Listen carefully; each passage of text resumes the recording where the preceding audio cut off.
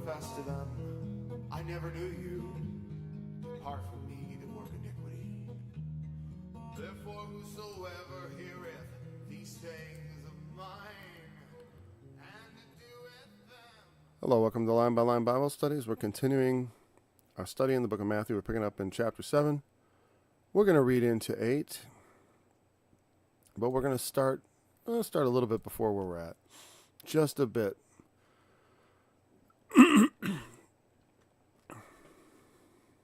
We'll start at verse 15.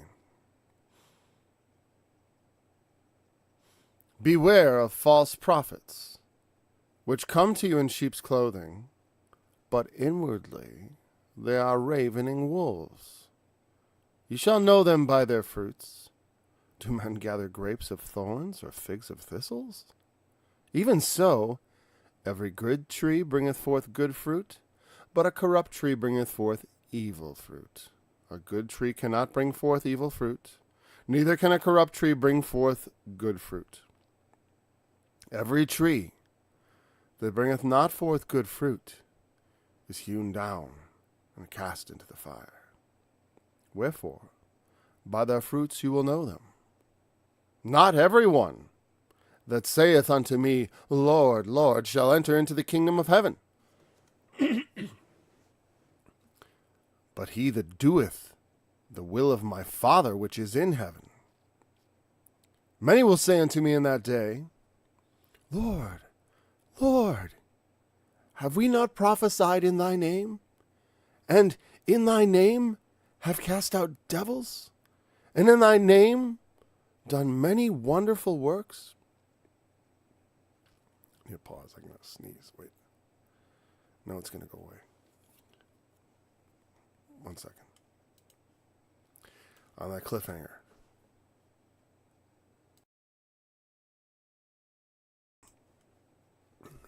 Okay.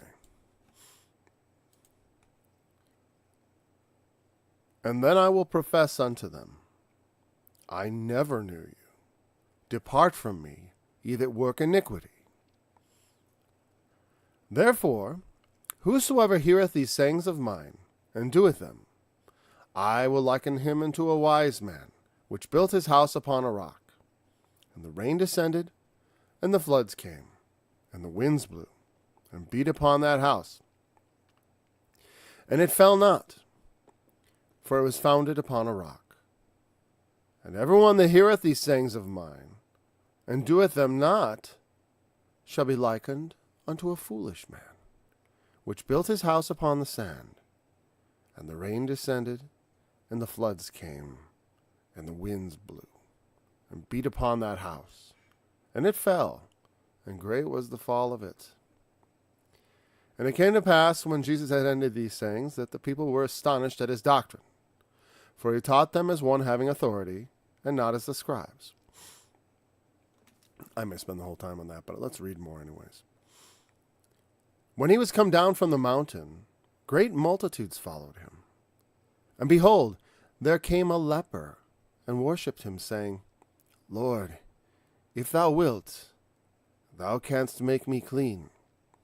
And Jesus put forth his hand, and touched him, saying, I will, be thou clean. And immediately his leprosy was cleansed. And Jesus saith unto him, See thou tell no man, but go thy way, show thyself to the priest, and offer the gift that Moses commanded, for a testimony unto them.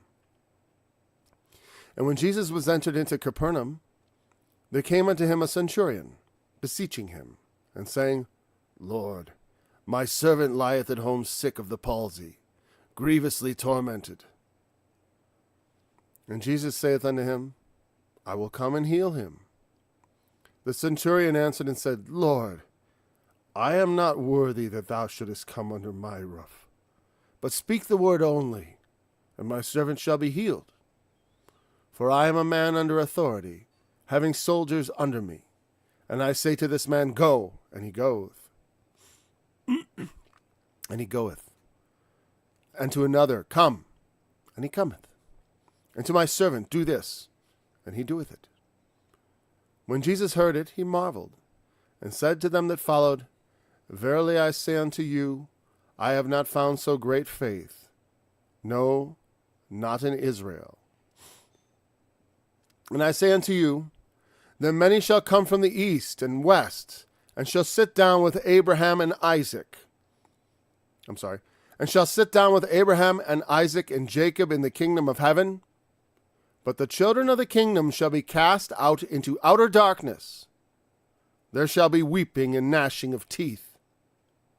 And Jesus said to the centurion, Go thy way, and as thou hast believed, so be it done unto thee. And his servant was healed in the selfsame hour. Oh, come on, Paul, learn to read.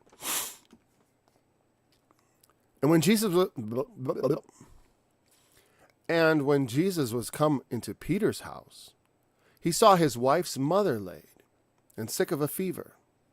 And he touched her hand, and the fever left her, and she arose and ministered unto them. When the even was come, they brought unto him many that were possessed with devils, and he cast out the spirits with his word, and healed all that were sick, that it might be fulfilled which was spoken by Isaiah the prophet, saying, Himself took our infirmities, and bare our sicknesses. Now when Jesus saw great multitudes about him, he gave commandment to depart unto the other side. And a certain scribe came, and said unto him, Master, I will follow thee whithersoever thou goest. And Jesus said unto him, The foxes have holes, and the birds of the air have nests, but the Son of Man hath not where to lay his head. And another of his disciples said unto him, Lord, suffer me first to go and bury my father. But Jesus said unto him, Follow me, and let the dead bury their dead. And when he was entered into a ship, his disciples followed him. And behold, there arose a great tempest in the sea, insomuch as the ship was covered with the waves. But he was asleep. And his disciples came to him and awoke him, saying, Lord, save us, we perish. And he saith unto them, Why are ye fearful, O ye of little faith? Then he arose and rebuked the winds and the sea, and there was a great calm. But the men marveled, saying, What manner of man is this, that even the winds and the sea obey him? And when he was come to the other side, into the country of the Gergesenes, there met him two possessed with devils, coming out of the tombs, exceeding fierce, so that no man might pass by that way. And behold, they cried out, saying, What have we to do with thee, Jesus, thou Son of God? Art thou come hither to torment us before the time? And there was a good way off. And there was a good way off from them an herd of many swine feeding. So the devils besought him, saying, If thou cast us out, suffer us to go away into the herd of swine. And he said unto them, Go. And when they were come out, they went into the herd of swine. And behold, the whole herd of swine ran violently down a steep place into the sea, and perished in the waters. And they that kept them fled, and went their ways into the city, and told everything, and what was befallen the possessed of the devils. And behold, the whole city came out to meet Jesus. And when they saw him, they besought him that he would depart out of their coasts. Leave our area. Please go.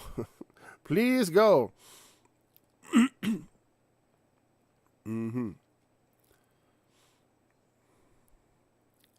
So, we're picking up in verse 21. And this is also, it's connected, of course, to the previous part. That's why I read about it. You will know them by their fruits. The things a man's life produces, is testimony to what kind of life he lives.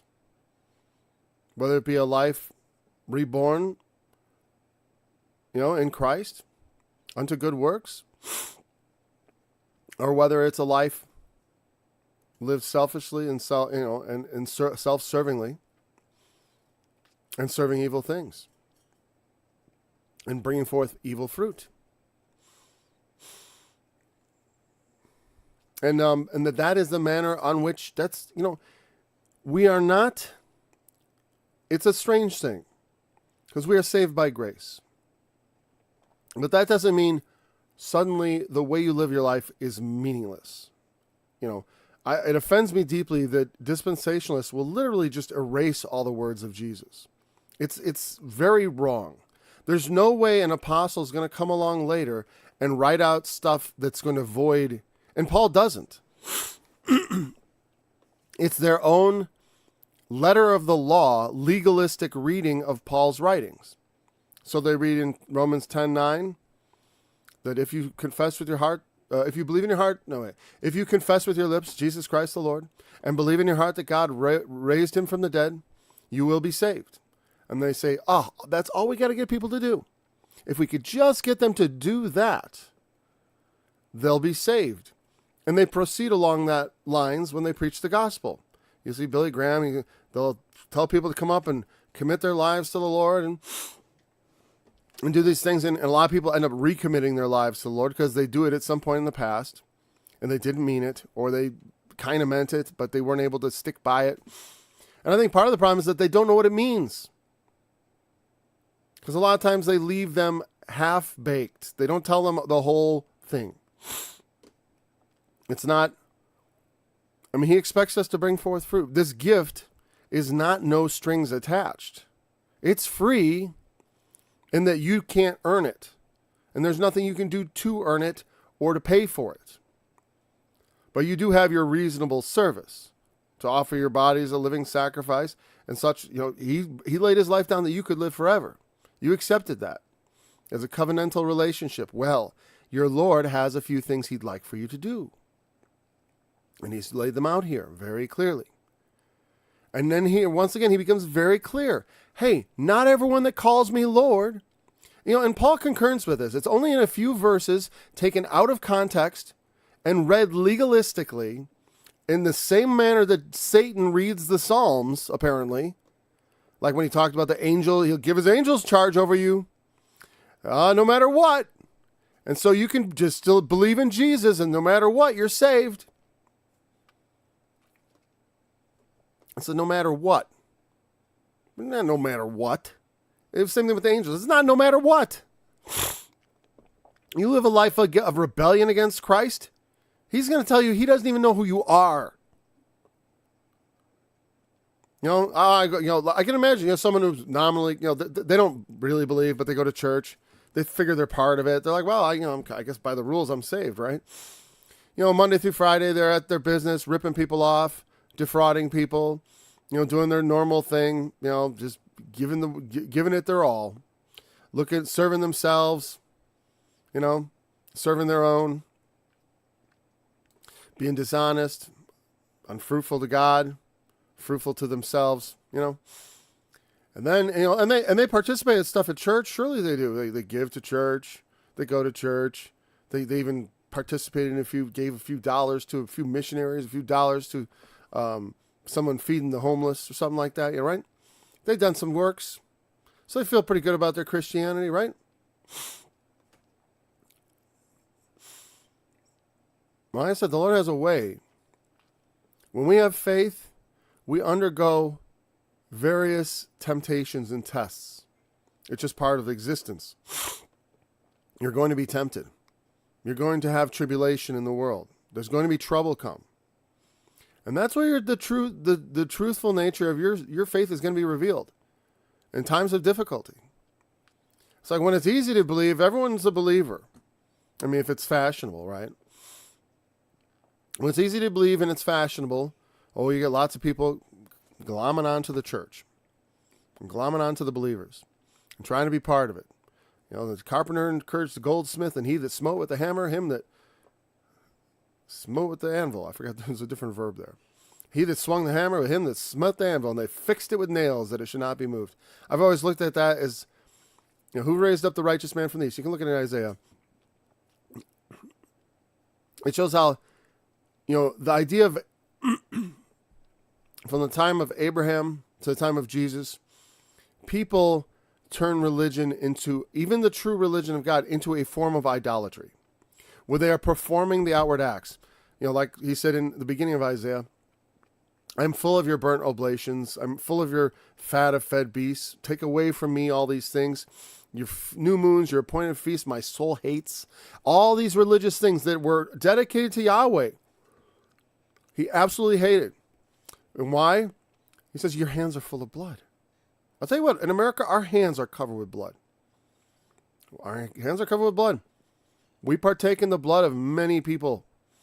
I was just thinking about the war in Iraq. Remember the weapons of mass destruction that didn't exist?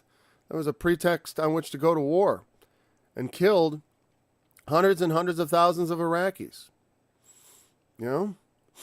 And, it doesn't matter. There was just a bunch of Arabs, right? Who cares? They didn't have lives that mattered anything. I think it mattered to them. I think it matters to the Lord. And that we go on in this way without consideration. I mean, we consider, I'm sorry. And even to this day, when I think of the things that our country has done, because I'm partially responsible. And I'll tell you how I know I'm partially responsible, because I can be held responsible when the things blow back to America. And not that God's going to not save me, because I'm personally not choosing to do these things. But just like Daniel got carried away into captivity and made a eunuch, so similar things can happen to you, Christian. Don't think you're immune. And that's a fact. That's one of the big lies they tell Christians. Oh, you're not going to see the big tribulation. Even if you don't see the big tribulation, you can see some pretty big tribulation. Think about the past 200 years. I'll tell you what, there's Christians in Gaza going through some nasty tribulation right now.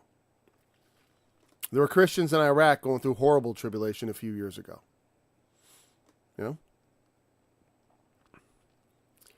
And it was all provoked by our activities and not taking responsibility for our activities. Hey, and I didn't choose to do this, neither did you. But it's our collective unawareness and carelessness that's causing it. We got to take control of our government. Okay, but on a personal level, which is the more important level, because Jeremiah lived in the midst of a wicked and perverse generation. Many of the prophets lived in a wicked, perverse generation. We still have to maintain our integrity. And it's a great opportunity to serve the Lord and speak the truth in the midst of a perverse and crooked generation. It's kind of, I for a long time, as I've been teaching, I always thought, I'm teaching Christians. I'm not here to evangelize. I'm trying to make up for the lack of instruction in biblical doctrine that we have, just generally speaking. And, but nowadays it's coming, our country's increasingly less Christian. People fall away from the faith. And that's and part of the reason is I think they have this ridiculous letter of the law, literalistic, fundamentalist outlook on the scriptures, which is just not workable. Some things are literal, some things are not, some things are parables, some things are not. Some things are spiritual, some things are carnal. Some things are metaphorical, and some things are literal, and some things are both. They're both literal and metaphor. I take the stories about Jesus calming the seas as both literal. I believe this story. But, here's the thing. When it says about Abraham and Isaac and Jacob sitting down in the kingdom, right? That was up ahead, right? Wait.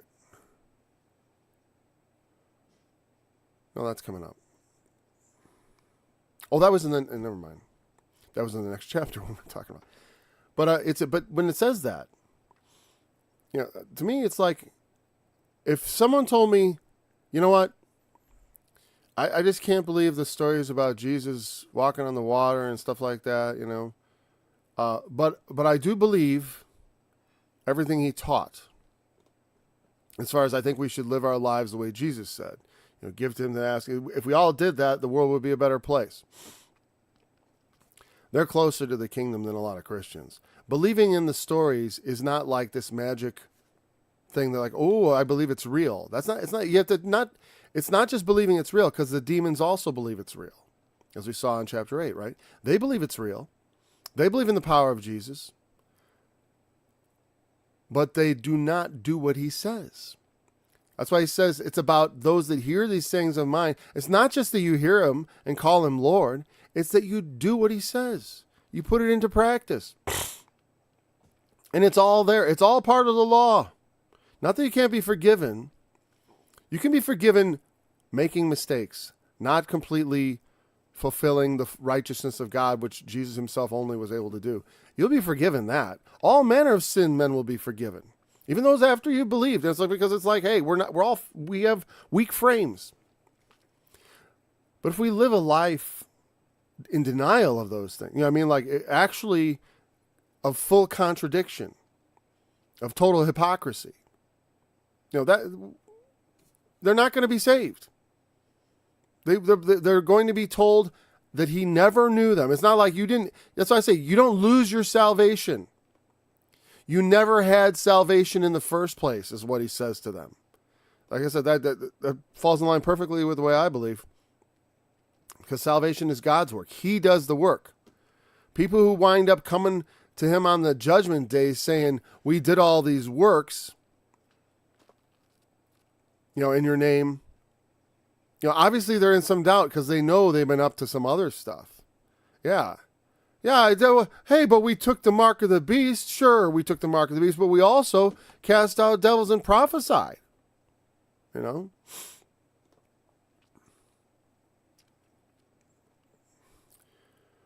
We can be held account for the very least thing. I don't want to say anything. On one hand, I want to be true to the fact that, if a brother be overtaken in fault, you which are spiritual will restore one in such. And Jesus said, forgive your brother, even 490 times a day. Obviously, that's a bit of a hyperbole, but he meant it in the sense of you should be very willing to forgive. Very willing. You should be very reluctant.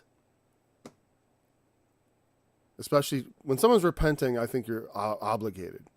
If someone won't admit they did wrong, like I said, I can let it go and not be bitter. Those are things I should do. Not be bitter in my heart, not be harbor animosity, and and being maybe passively aggressive towards them, stuff like that. I can not do that. That's definitely, I should not do that. I should have an attitude of forgiveness, but I don't have to actually. I don't have to necessarily go to them and say, I forgive you. Though I think you could, but if someone continually is abusing you, like on a regular basis, you probably need to find new relationships. That's not a relationship that's good for you. You should fellowship with people who are godly and who love you in return. Not with people who just are abusive. A brother, it says, when your brother trespass against you. There are different levels of relationships. In close relationships, sometimes there's some pretty significant trespass because the people you're closest to, you feel safest with, you're most likely to go and be your true self. Anyways, they work iniquity. I think that's the key. It's not like, oh, no, you got to come to me by faith. Nah. Because that's such a convenient thing to say for people, but it's actually the opposite of what he's saying. Saying it doesn't matter if you call me Lord. It matters what you do with that. Okay? That reveals who you really are. That reveals, and I think of it that way, because you don't earn it. It's just a revelation of God's work in you. If God is working in you, you produce good fruit. If God is not working in you, if something else is working in you, you're going to produce bad fruit. And it's not going to be acceptable to God. It's not the kind of thing I want to give people hang-ups about as Christians, but I do want to instill in us the sense that it's very important that we listen to Jesus and take his moral, commandments seriously. He says hard things to do. Go the extra mile. Go the extra mile for a stranger, for someone you hate. That's contrary to human nature. That guy hates me. I think it's more appropriate for me to hate him, but that's when she says, no, love your enemy. Bless them that curse you. That you could be the children of your Father which is in heaven. That's what he demands. Well, I don't know if I can do that. Well, you better figure it out. Because such are the kingdom of heaven. If you don't want to do those works, if you reject those works just reject it, it's bad news. Bad news. He's in danger of rejecting you. You can't hear his sayings and then reject them. And like I said, that's why I feel like dispensationalism actually does that. It teaches people to, not that you should worry about your sin, but you should pay attention to it if it crops up. It's not to be taken lightly. I mean, like he says, hey, whoever hears these sayings of mine and does them, I liken him to a wise man which built his house upon a rock. And of course, the person who doesn't do them is like a foolish man who builds his house upon the sand. And what happens when the rain blows and the wind blew, the floods came, the rain descends, the winds blow, and it beats upon the house? What happens to the house? The house is overthrown. It's destroyed when it's built on sand. That means doing what he says. Because if you look at Hebrews chapter 11, the faith chapter says, by faith, Abraham, by faith, Isaac, by faith, Sarah. By faith, what? Did they think things? By faith, there's a little thinking in there. Because you know what? I'll tell you what. Part of the works, it begins in here. It's in the heart. Out of the abundance of the heart, the mouth speaks. Out of the heart proceeds all the evil works, the murders, fornications, adulteries, lust. It comes out of the heart. So what's going on inside is important. In fact, you got to start inside, making the inside of the cup clean, that the outside can be clean also. That doesn't mean, and again, when I think outside, I think of outward doings. But, they often had a mind of literally the physical body and the cleanliness and the being clean and ceremonial washings and all that stuff. Because that was, for them, clean was a very physical idea of being clean or unclean. Like if you touched a corpse, you were unclean. You had to go cleanse yourself with water. It's not a bad idea. Touching corpse, you can come into contact with diseases that spread through the dead, through decomposition. Who knows? Or they may, if they died of some plague, you could pick it up. So it's a good idea not to, put your hands on a corpse and then touch your face. But I don't think it was a practical reason. It is ceremonial. Look at here. Okay, sorry. Bible collection. By faith. What happened through faith? By faith, Abel offered unto God a more excellent sacrifice. By faith, Enoch was translated in that he should not see death. That's not really much on him, but hey, Enoch walked with God first. Let me tell you that, though.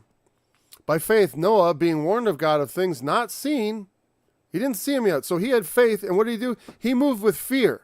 He prepared an ark to the saving of his house. That's what faith is. It's action. Unless the thing you believe requires no action. Like, for example, I'm having trouble. Like, if I believe, let me just not try to come up with an analogy. I'm just going to tell you it in the abstract. If that thing you believe in doesn't require action, like, boy, it's hard for me to think of something off the top of my head. Maybe it'll come to me. Hold on. For example, let me go the other way first because it's easier. Because there's so many more things. Like I believe that gravity is still working. I don't have to do anything about that. I don't have to prove that. I don't have to do anything. Some people say, oh, you don't have to believe in gravity. Yeah, you do. You could, because there are people who could doubt it and people doubt they doubt reality all the time. That's why people have mental disorders, because they have trouble reconciling with reality often. Like germaphobes. They're afraid of germs. So what do? They act on that fear.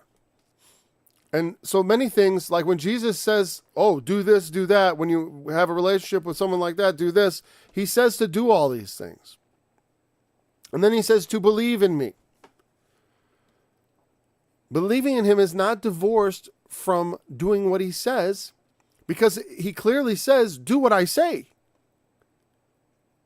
He doesn't say like, hey, it doesn't matter what I say. If you just believe in me, you're going to be okay.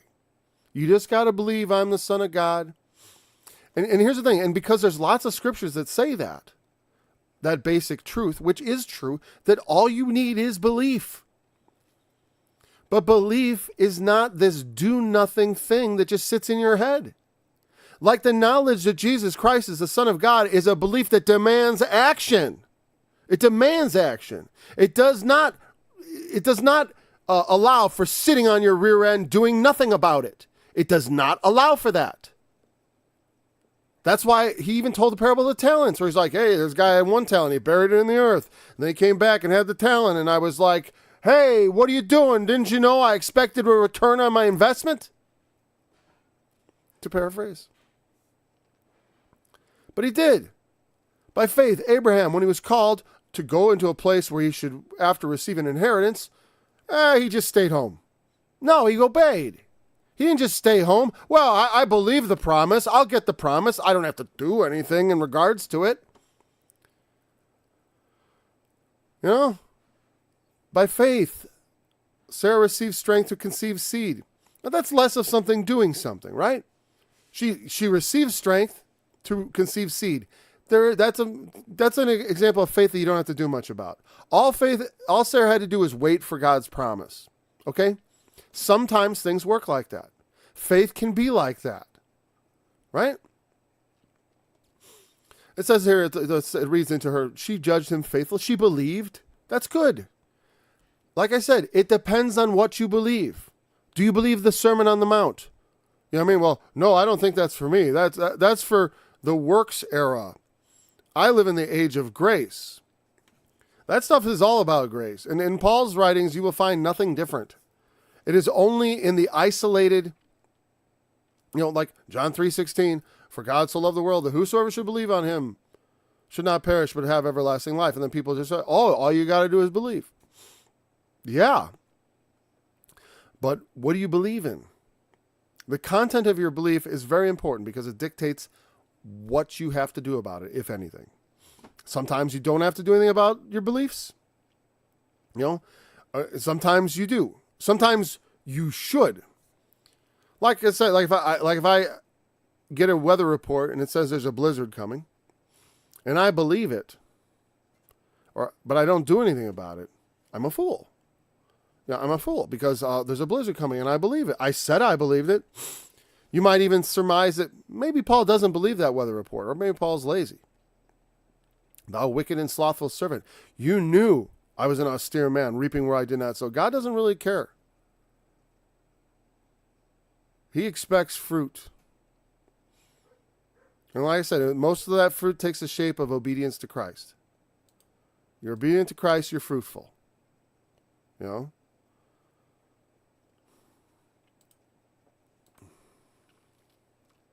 Most Christians are, to a great degree, even if they have this belief. Because most of them also believe that, that you should naturally, of course, through thankfulness, want to do the work. Yeah, that's the whole point. It isn't something like we work to earn salvation. That's what confuses people, because works are so very important, yet they are not what earn you salvation. Because your salvation cannot be earned. Your works will never be enough. But once you accept that, then we can become his workmanship in Christ, created unto good works, and do good things and right things in the sight of the Lord. It's not too hard for you. Some things there are some things that are very difficult to get free from. Some sins have a very strong hold. I understand. And it's not so much even that. It's about accepting it. Like first you must accept and believe him what he says, that you have to do all these things. Once you accept and believe that, it's much, one, it goes better for you actually achieving it because you have the right mindset that I should do all this, as opposed to I don't need to do any of this really. With that running around in your mind, it has a corrupting influence. The idea that, all I have to do is think that Jesus is God and then that'll be sufficient. It's like, if you think he's God, then every word he spoke should be, Jesus, what did Jesus say? Man does not live by bread alone, but by every word that proceeded out of the mouth of God. That's him. That means all his words, we got to live by them. It is a high calling. It's not for the faint of heart. It's not for the weak-willed. But even the weak-willed with Christ can find a new will. He gives gifts to men. We can be changed and transformed ourselves by the renewing of our mind, and we are. I know over time he transforms me. I'm not the same man I used to be. Thank God. So yeah, that's the analogy. The house built on the rock or built on the sand. Where are we going to build our house? Are we, because like I said, not doing what he says, it's like preparing for disaster by getting ready to get washed away. It's like hearing there's a blizzard coming and, I don't go check the oil on the snowblower and make sure I ignore my shovels are and my gloves or whatever. Whatever preparation is necessary. It's like, it's all kind of right there already anyway, so it's not that. Wasn't a great analogy. But, but same thing, like with, Noah knew, God said, Noah, hey, there's a flood coming. And he moved with fear and acted. That was necessary. Otherwise, his belief didn't mean a whole lot. He would have gotten washed away with everybody else. What, God's going to put a bubble around him? I told you to build an ark, dude. He tells us to build our ark, to build our house on a rock, the sayings of Jesus. He is that rock that followed them, that sprung up with water, that fountain, that refuge, that defense. So the analogy of the house, it's pretty straightforward. And when he had ended these sayings, everyone was astonished at his doctrine, for he taught them as one having authority and not as the scribes. As I say, I speak partially in authority, partially like a scribe, like someone who's a student who does not understand everything. Jesus understood everything and could go out there and lay down the law. I don't lay down the law. I don't lay down the judgment. I merely study God's judgment and try to understand it. To the degree that I've understood it and believe my understanding to be correct, I will speak authoritatively. Just like when I say all these things today, I'm not saying this, it may be. No, what Jesus said is true. You believe in Jesus? Then believe what he said, not what Dr. Schofield said, not what the dispensationalists said. They're leading you astray like the devil. The devil's the one who said, hey, it doesn't matter. Just throw yourself off the temple. Do something foolish. Don't listen to wisdom. God will save you. You're the son of God. You're a Christian. You're saved.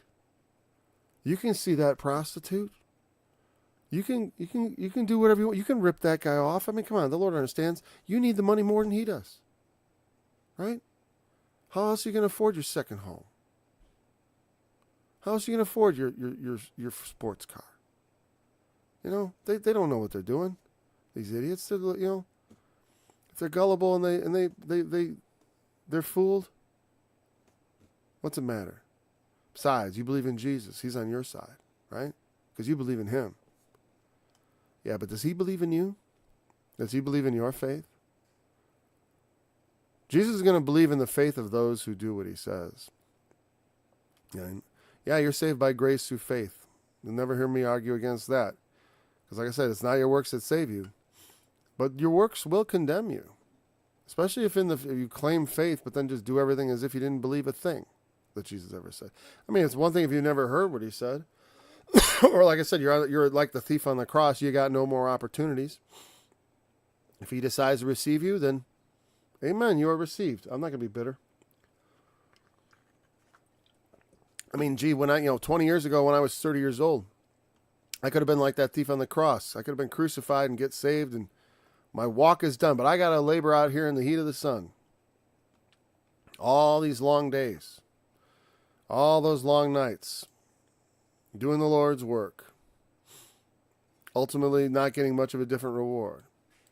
Well, it ultimately because, you know why? When you covet things like, I want to be great in the kingdom.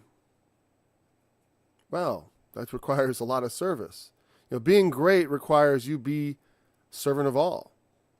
Just as the Son of Man came and served all. So there's a trade-off.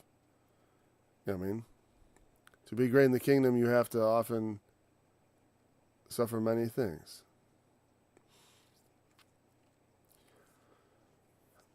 That doesn't mean you shouldn't aspire to it, but just do it with eyes open. It's not a light thing. All right, let's go on to chapter 8. And here we have a series of miracles, healings. And let's look at it. When he came down from the mountain, there were great multitudes following him. And there came a leper and worshipped him, saying, Lord, if thou wilt, thou canst make me clean. There's 3 healings, and then there's the whatever. Then there's like the multitudes, and then the special demoniacs. You can make me clean. And he puts his hand and touches him and says, I will. It is my will. Be clean. And immediately the leprosy was cleansed. I want to look at that a little more thoughtfully. Because it's like, I look at it from the perspective, okay, there's something being told me here about the relationship of people to Christ. He comes and he worships him. And he says, if you will, you can make me clean. So he believes. And so he puts his hand forth and says, I do will. I do. Be thou clean. And immediately his leprosy was cleansed. Now we can contrast that with all the times in life when we maybe came to Christ for something, help, healing, and what? We don't get it. Not the way we expect, not the way we want, not in the miraculous way maybe we're looking for, or maybe we need, So I remember someone in the church I was going to, she had, I forget if it's MS or whatever, but basically she was sick of the palsy. She was paralyzed from the neck down. And they prayed for her many times praying for her to get better. And she died. She never got better. And I've always wondered about that, in a sense of okay, well, hey, doesn't God will that we all be healed? And it's like, well, no, apparently not. Not in the moment necessarily. And part of the reason why do I think that doesn't happen? Why is it that we don't just get miracles on every corner, right? I always look at it as when Jesus was on the earth, it was very special. And those things were a testimony to him. Contrary to what people think, the Bible isn't filled with miracles. There are certain books that have a lot, like Judges have some miracles. There's some miracles scattered here and there. But most of the time, everything goes on the way it does in normal life. The biggest exception of all is the ministry of Jesus. Elijah had some miracles, and that's why Elijah was always considered to be one of the most important prophets, because of the miracles attendant on his ministry. But many prophets performed no miracles, especially the writing prophets. There was many of them, there are no associated miracles other than, the word of God being spoken to them, or being inspired in them.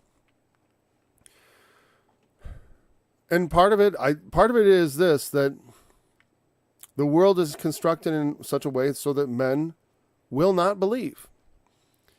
Jesus talked about, and we'll be getting to it in a couple chapters, when he talks about his parables.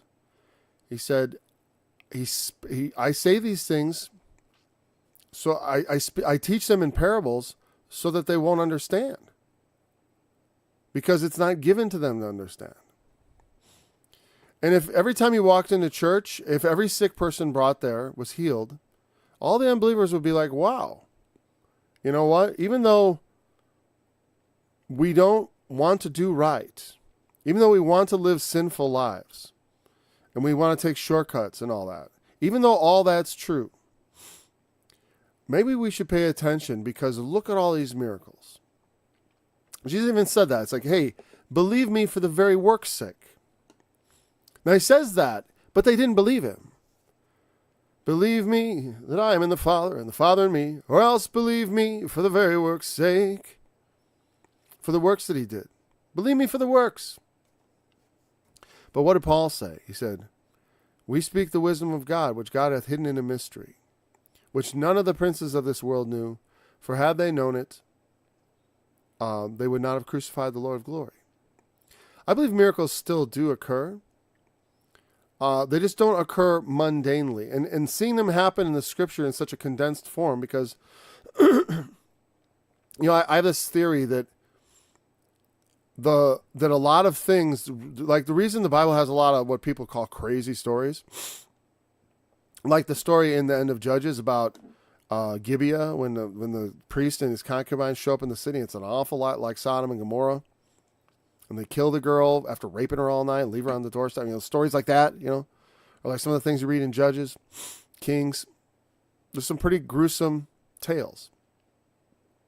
And they got in there precisely because they are so extraordinary. That's why Sodom and Gomorrah is in the Bible, because it was like something big happened. Big deal. So it ends up Noah's in the Bible because there was a flood. And so big time stories wind up in the Bible. And oftentimes, aside from that, the miracles also are in that category. It's like, well, the miracles find their way into the Bible because they were extraordinary. They weren't things that just popped up all the time. People didn't live in a world where there's just miracles happening all the time. And but they do rarely happen, and often in a way that is not documented or not documentable, or a lot. I know how it is. Like, here's the thing: if you're seeing a doctor and you get better, they don't there's no okay, we better write a newspaper article about this person. He just suddenly got better. No, they just go, well, hey, great, hey, God bless you, and if they may even be believers, but they don't. There's nothing. There's no like we have VAERS, the Vaccine Adverse Events Reporting System for reporting adverse events with vaccines. We don't have a inexplicable healing reporting system where it all gets reported and everyone gets to know about it. Now, certainly, there have been some tall tales by evangelists, like Benny Hinn talked about going through some hospital in Africa and healing everybody in it or something like that. And then, of course, they check up on him. They never heard of the guy. They never had anything like that happen. They're just making it up, lying. A lot of people think the Bible stories are made up and lies, too. Other people think they're made up, but they're actually allegories or something. I think that can be true as far as there can be an allegorical meaning or a metaphorical meaning to his healings. And I often look at them like that because they don't have to be, it's fine. I do believe them. But if you didn't believe the miracles, like I said, believe me, and I am in the Father and the Father in me, or else believe me for the very work's sake. That's obviously the lesser thing. Like, you could observe the miracles and be like, wow, I should believe in this. The hidden wisdom which none of the princes of this world knew, for had they known it, they would not have crucified the Lord. That's the kind of thing. If they could have seen those miracles and believed him just for the sake of those miracles, but instead they chose to make excuses. Oh, he casts out devils by the prince of devils. It's all illusions. They found excuses to continue in unbelief. And I think the works were done in that way for just that reason, to demonstrate that even with miracles, and we saw this in Exodus, where there were a lot of miracles, right? They had a lot of miracles in Exodus.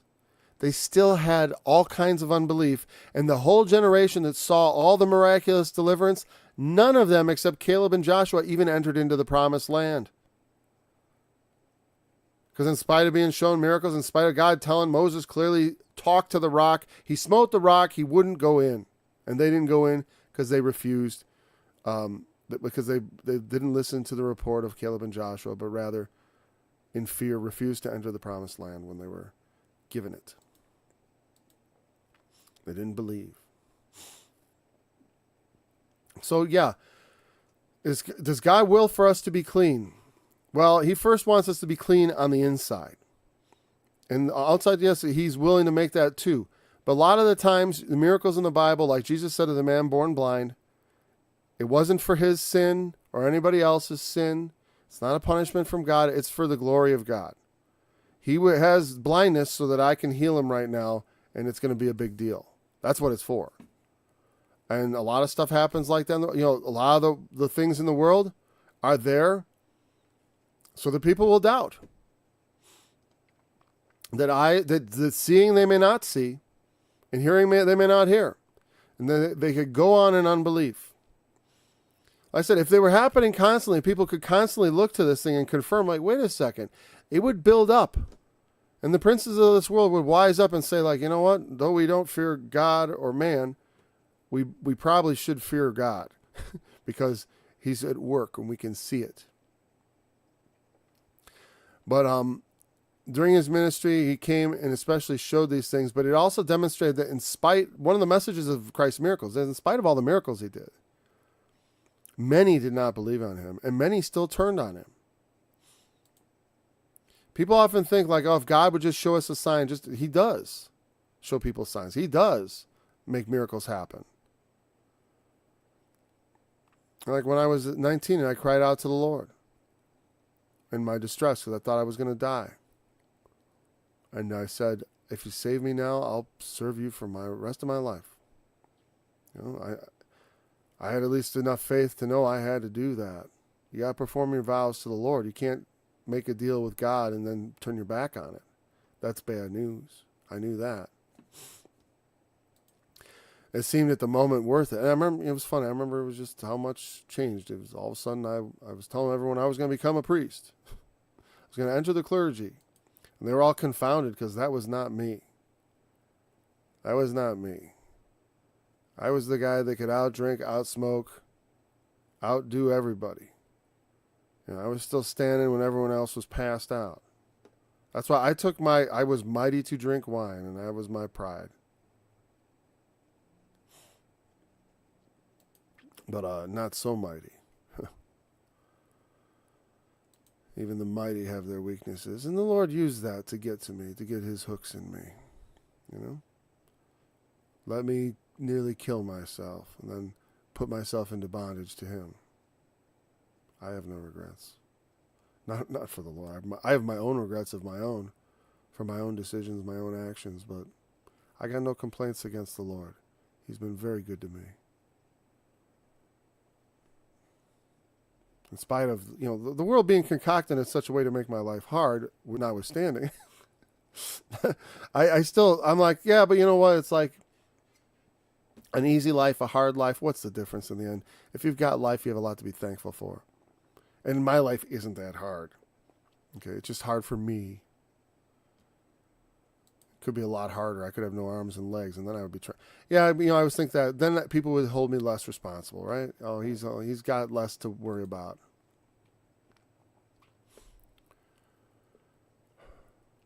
And then there comes this. He enters into Capernaum. So where is he at first? He came down from the mountain. I like to, and it's presented as this seamless chronology, a lot of it, where it's like it's hard to detect where the gaps are. Where did time go by? Where did the year go by?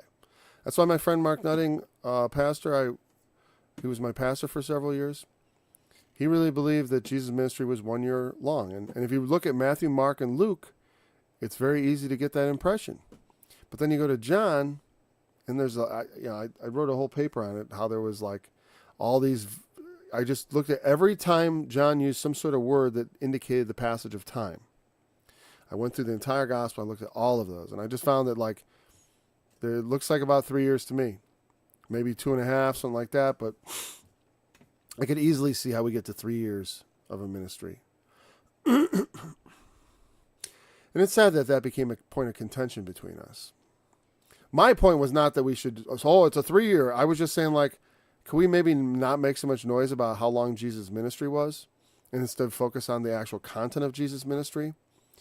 You know, which we did, but it was peppered in with this. We believe the earth is 6,000 years old. We believe the gospel, you know, Jesus was crucified on Wednesday. We believe that, you know, and I was like, well, I don't believe those things. It's making me hard to feel at home here anymore because of that being this non-central doctrine being centralized somewhat. It was too close to the center for me. Like I said, when you're witnessing to people and the content of your witness talks about like, well, we believe differently than other Christians and we believe differently in that, you know, we think Jesus was crucified on Friday or Thursday or whatever it happens to be, like that kind of stuff. I just don't think we should lead with that. I mean, I think, you know, just like people who lead with, do you know about the angels in Genesis 6? I know there's all kinds of clickbait videos. People want to hear about the angels. And it's like, what do you know? They intrude into things which they have not seen, being puffed up by their fleshly minds. Careful intruding into the unseen. Be careful the things you utter before God. As it says in Ecclesiastes, for God is in heaven, and thou upon earth. Therefore let thy words be few.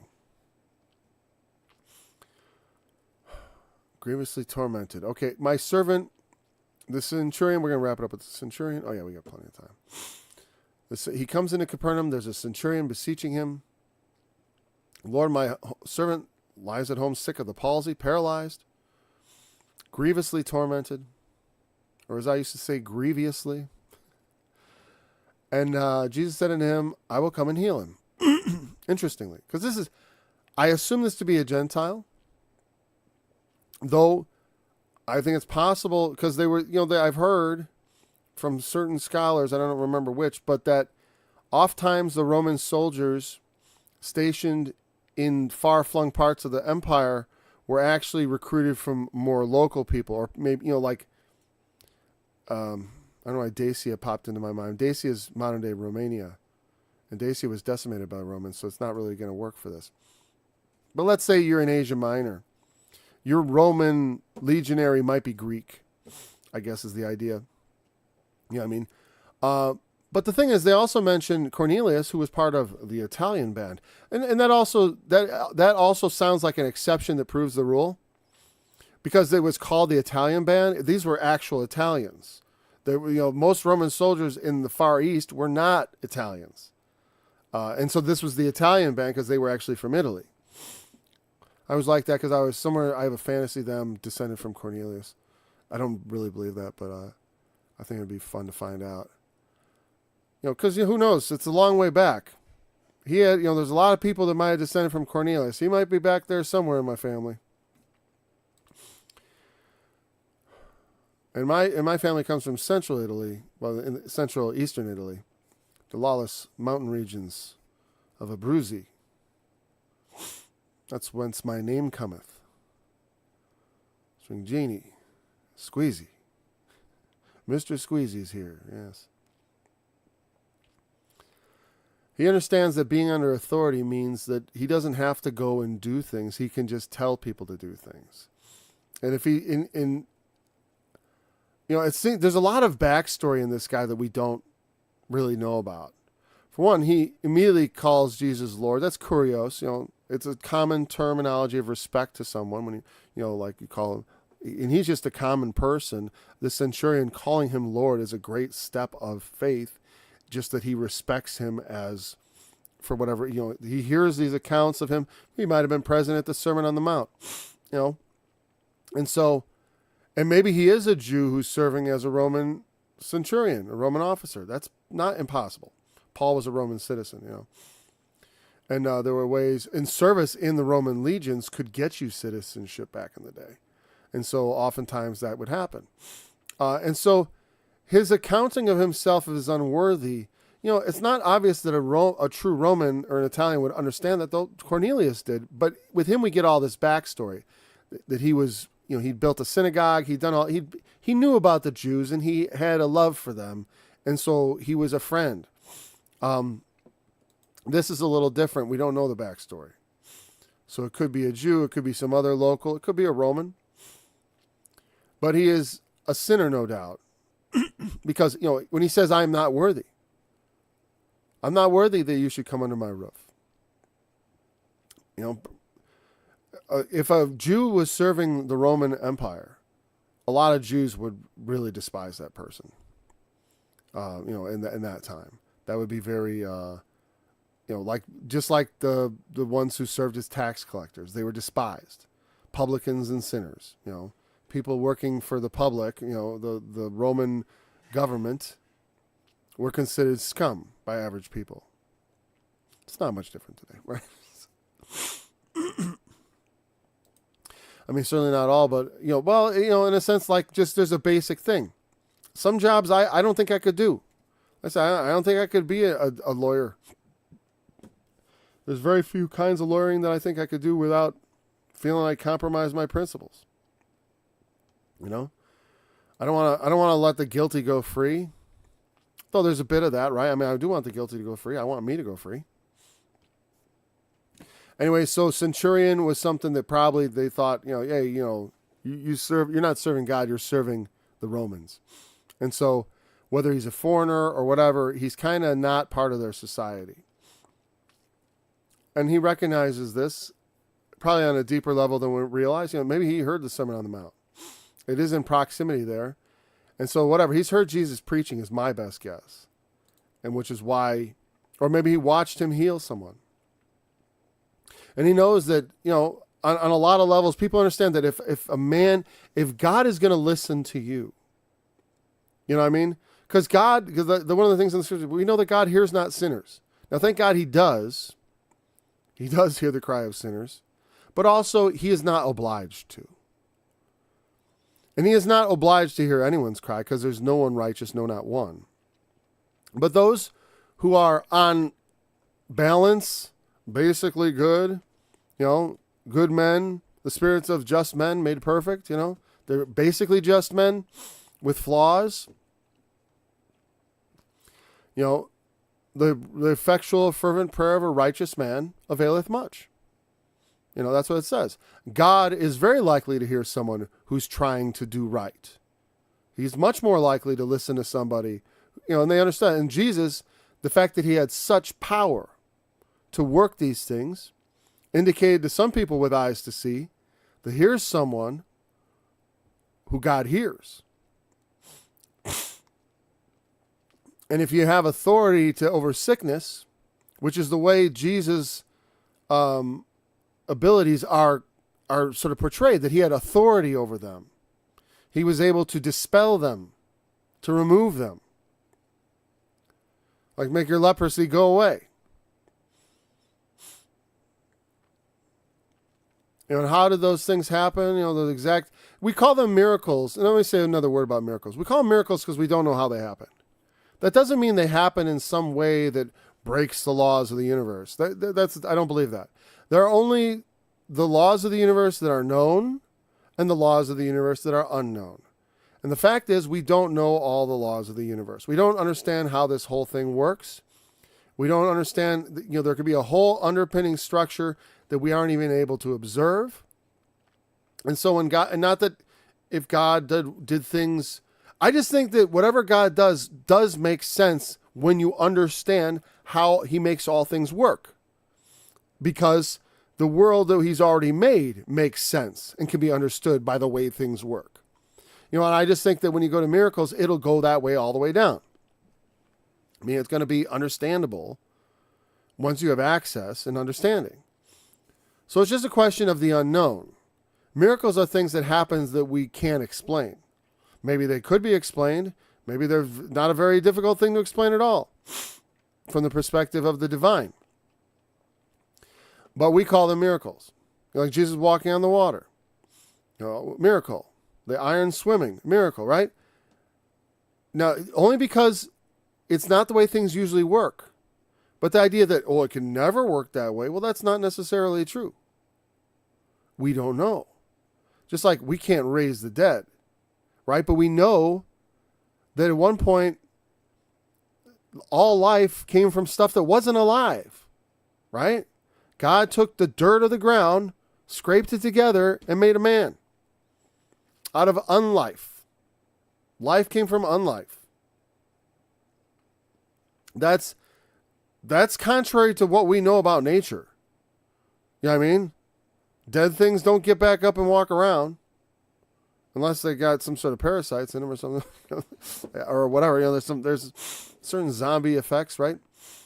But they're not really dead yet, or there's some other life that's moving it. Point is, there are a lot of things that that we do not naturally experience, but that doesn't mean they are violations of nature. They're just unknown parts of nature that we don't understand. A lot of the natural world used to fall into that category, and people were more credulous, perhaps. But not entirely so. Like I said, it's like, in spite of the miracles, and in fact, it may be precisely because they lacked understanding of the mechanistic part of nature. Like, we understand how things work, and a miracle might impress us more. I tend to think not, because human nature is human nature. But like if you're a superstitious person living 1,000 years ago, and let's say you I don't know, you don't even understand, like how gravity works. Not that we really do, but we think we do. We have equations at least to tell us how it operates. We mostly know how things work in the sense of operational. We don't know why they work. We don't really know, like, especially with gravity. Whenever I watch an explanation of gravity, I'm like, they're still in a very theoretical mode on this. we have good equations that describe things to a certain extent. But also, when you get down to the quantum level, things start to break down. So, there's a lot of misunderstood, our models are approximations in a lot of ways because we don't have the full understanding. And that, like I said, that leads, I think, to the potential, miracles might be more convincing. I doubt it. But still, like I said, if you live in a world, once you enter into the world where the miraculous starts happening, you don't understand things. It doesn't guarantee you're going to make the right moves. You know what I mean? Because Satan's going to come doing miracles, according to the book of Revelation. The Antichrist is going to work miracles. So people are going to be used to miracles. Satan's going to work miracles. The two witnesses are going to work miracles. And miracles will be just something that happens that we don't understand. How is that going to change who you believe? And when Jesus came, there was no competition. Well, there was sort of the Pharisees and stuff. They did no miracle. And John did no miracle. Anyways. So he has this authority thing. This is a story that's very easy to understand. He believes because he knows how authority works. He has authority over people. Well, if you have authority over sickness, if God has given you this ability to do what you do, then do it. You don't have to go to my house. Just say the word. I'm not worthy. I can understand I don't even really want you to come in my house because I feel unworthy. But I do know this, that you can do it even from here if you can do it at all. And it almost feels a little like tempting God, but he isn't doing it in that spirit. Not at all. And Jesus hears this, he marvels, and says to them that followed, "Verily I say, I've not found so great faith not in Israel." And again, his faith is extending to believing where he's willing to say, I think you can heal my servant at a distance. This does go into that head faith. He has great head faith. You know what I mean? And it's a good thing to have head faith. It is. But we want to also have the faith that acts. That we do those things. And, speaking is part of doing. Confessing is part of doing. With the mouth, one makes confession unto salvation. Or with the heart, man believes unto salvation. With the mouth, confession is made. That's Romans 10:10. I just want to quote it right. Romans 10:9. If thou shalt confess with thy mouth the Lord Jesus, and shalt believe in thine heart that God hath raised him from the dead, thou shalt be saved. But for with the heart man believeth unto righteousness, and with the mouth confession is made unto salvation. Yeah. Also, his talking about I'm unworthy is a recognition of sin and of repentance. I'm not worthy that you should come into my house, but I know that you can heal my servant. And healing, I always look at it as metaphorical for the healing we need. The greatest disease that clings to us is sin. And when he removes these diseases, to me, it's an outward manifestation of demonstrating the way Jesus takes away our sins. Just as he cleansed the lepers and healed those who were paralyzed, he takes away our sins, that we won't be crippled by them, because sins can hurt you. Just like anything. Many of them, like alcoholism. Alcoholism, in many ways, is like a disease. I know some people say it is a disease. It creates disease, right? It creates disease in the body. I guess that's what they mean. I won't argue with that. It creates disease in the body. It hurts. Many sins have disease as a potential consequence, but also disease of the heart, disease of the mind, corruption of the heart and mind. When we give ourselves to sin, we become as sick as, we become paralyzed. We can't do anything that pleases God. We become leprous. We're in danger of infecting others. Leprosy is an extremely contagious bacterial infection of the skin. and it can be transmitted. It's not super duper. In fact, and people got exposed to it without getting it. It's the most careful thing is wounds. Any scratches and wounds. If you get leprosy, that's where it gets bad. Your skin is pretty good protection against it, from what I understand. And washing, right?